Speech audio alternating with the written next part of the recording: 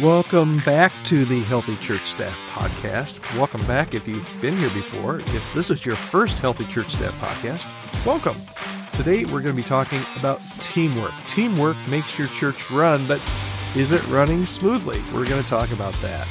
Again, welcome. My name is Todd Rhodes. I'm one of the co-founders over at chemistrystaffing.com, and I'm your host for the Healthy Church Staff Podcast. Not sure how you found us, but I'm glad you did. And today we're going to continue on our series about church staff health.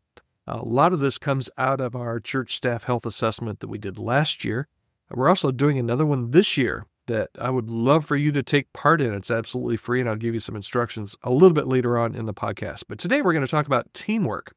And last year on our assessment, we had over 1,000 people take the assessment. And it turns out that 71% of all church staff in the United States, those that responded, say yes, they feel like they get really great support and work well together as a team. Teamwork, that's awesome.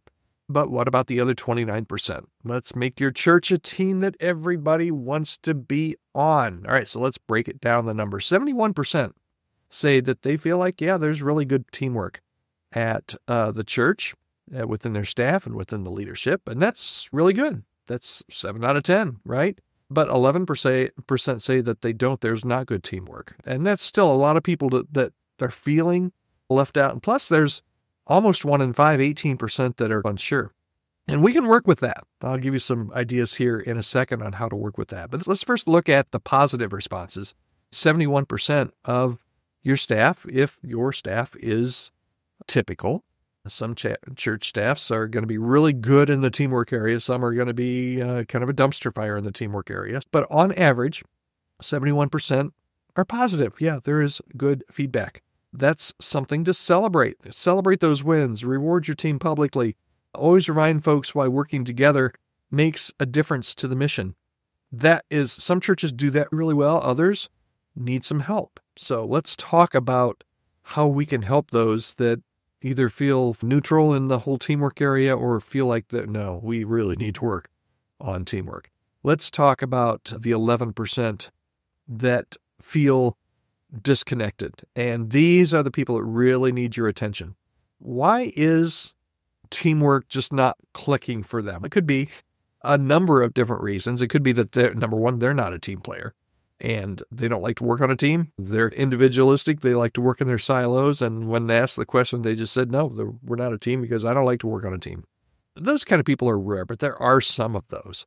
And how they got on your team to begin with, that's probably a topic for another podcast, but we'll leave that for another podcast. What I want to talk about are the people that are team players, that want to be team players, that would love to be on a team, but they just feel disconnected for some way. Why is teamwork not clicking for them in their current church role? More structured meetings, training on how to be a great teammate, those things might help. But honestly, just giving people more chances to work in a group setting might help a lot. So many times in our churches and on our church staffs, we silo ministries and we silo our staff we set them up to work on their own. There's not a lot of cross-pollination. Is that a word? I think that's a word. They don't mix well together with other staff members. They don't work on projects together. They don't work on ministries together. They're their own dog doing their own thing. And that a lot of times can cause people to feel disconnected.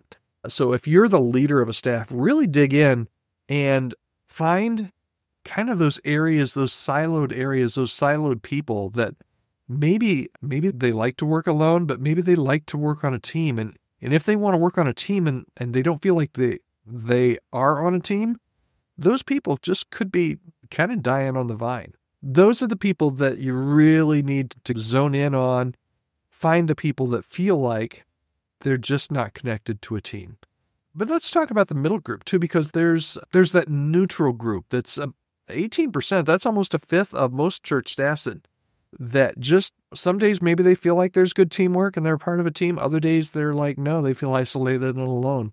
So maybe they've just not worked in teams much. Maybe they're unsure if they have any backup. And one of the ways to move these neutrals into really supportive and excited people to work on a team is just to get them involved and make sure that they've got team members that they're working with. Make sure that there's some collaboration on your staff. Make sure that there are teams that can share stories and work together. Teams that really share the same goal and DNA and will really click with each other so that there can be some mutual respect and admiration and camaraderie between those teams, but also so that they can see the value of working in teams. So if you're a leader, maybe share some stories of teams that really rocked a recent project. I've mentioned this quite a few times as we've talked about church staff health on this series, is that one of the things that a lot of churches don't do well, that I think we can, and even if you do well, I think you can always do better, is in celebrating successes.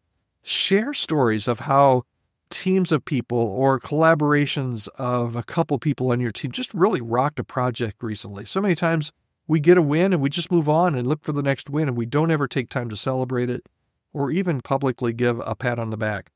Another way is you can include them in some decision-making or planning and directly ask their ideas. Teamwork is huge, and everybody wants to be a part of a team. It makes their work better, and it makes everyone's work better. That's my take on teamwork. If you really want to improve how your teams work, it's really important that you're self-aware enough to know that who's doing well on this and who's not, who's a lone duck out there working on their own that maybe needs to collaborate a little bit more. Regularly get feedback, regularly challenge people, maybe start a new initiative or some kind of a new ministry, even a short-term project that you can put maybe 2 or 3 people on that they can work together as a team, kind of report back as a team. Gets everybody out of their own little bubble so that they can work together. And really, staff that functions like a well-oiled machine, man, that's a powerful thing. Not only for the staff, because what you'll find is that staff that feel connected to each other and connected to your church's mission will stay at your church longer and will do much better work.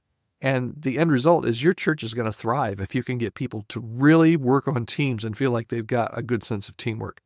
Sure, most people right now do feel supported. That 71% is something to celebrate, but don't stop improving. You can always get better. Even if you're at 90%, you can always get to 91%. Actively encouraging teamwork, celebrating those great examples, get those resources flowing so that every team member has the tools that they need. Believe me, it's going to be worth the effort, and your church will see the results.